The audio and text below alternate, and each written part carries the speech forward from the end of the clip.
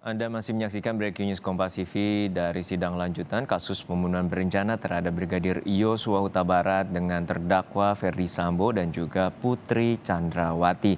Kali ini jaksa menghadirkan 10 saksi, diantaranya 5 terdakwa dari kasus perintangan penyidikan atau obstruction of justice dan 5 lainnya merupakan anggota dari kepolisian yang saat itu masih berada di jajaran Propam Polri dan juga Provos Polri terkait dengan penanganan pasca penembakan Yosua Huta Barat di rumah dinas Ferdy Sambo di Duren 3, Jakarta Selatan. Dari sejumlah kesaksian, majelis hakim masih menggali bagaimana proses pemeriksaan, rekonstruksi dan juga pengamanan terkait dengan ataupun pemusnahan barang bukti yang saat itu berupa CCTV dan juga saksi-saksi yang saat itu mengetahui adanya penembakan di rumah dinas Ferdy Sambo.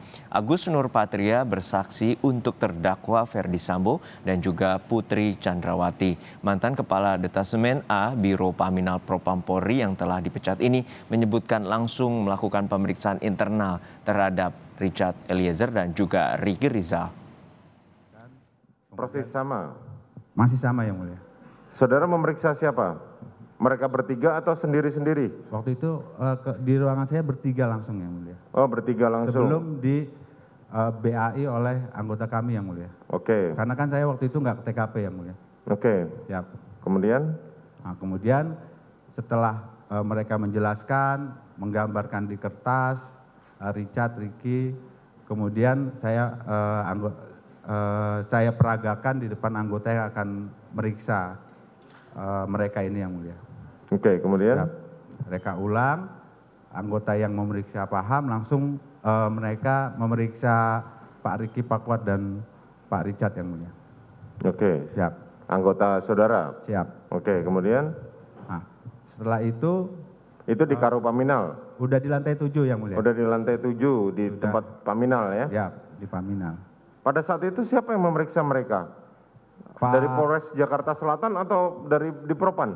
Masih anggota kami. Masih Biro Propam Paminal. ya? Siap. Oke, kemudian? Nah, kemudian jam 2 atau setengah 3 itu saya dapat informasi dari Pak Arief terkait dengan hasil otopsi sementara itu yang mulia. Oke, kami yang ingat kemarin saudara seperti yang- tunjukkan itu. Siap. Kemudian?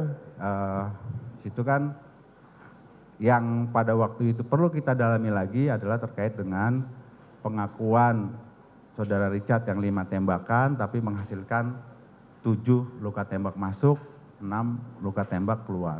Ya. Akhirnya kami reka ulang kembali, pada waktu itu masih masuk akal dengan 5 tembakan menghasilkan 7 luka tembak karena ada beberapa luka tembus yang mulia. Oke. Setelah itu jam 3 atau setengah 4 pemeriksaan selesai.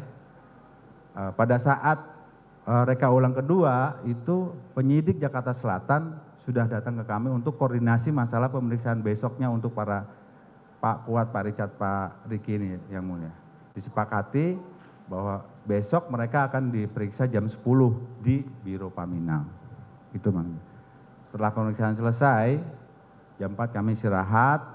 Kemudian stafnya Pak Hendra tuh membangunin kami sekitar jam 8 atau setengah 9. Pada waktu itu saya langsung ngadep beliau. Perintahnya beliau, Gus, hubungi Acai, Ari Cahya maksudnya. Kami hubungi Pak Ari Cahya tapi waktu itu belum tersambung. Kemudian Pak Ari Cahya telepon balik ke saya, ya kan. Kemudian Pak Ari Cahya langsung ngomong dengan Pak Hendra terkait dengan CCTV. CCTV Di seputaran TKP yang mulia. Oke, kemudian? Nah, pada waktu itu yang saya dengar hanya untuk mengecek dan mengamankan dan melakukan screening. Perintahnya Pak Hendra kepada Pak Ari Cahya yang mulia. Nah, Bagaimana? perintahnya Pak Hendra ke Pak Ari Cahya waktu itu adalah untuk cek dan amankan CCTV dan lakukan screening di seputaran TKP Duren 3 yang mulia. Oke, kemudian? Nah, kemudian setelah itu kami terima barang bukti dari Pak Santo, barang bukti baju, terus swab jelaga, itu langsung saya serahkan karena itu udah saya serahkan ke penyidik Jakarta Selatan berikut Pak Riki, Pak Kuat, dan Pak Richard untuk dilakukan pemeriksaan oleh penyidik Jakarta Selatan.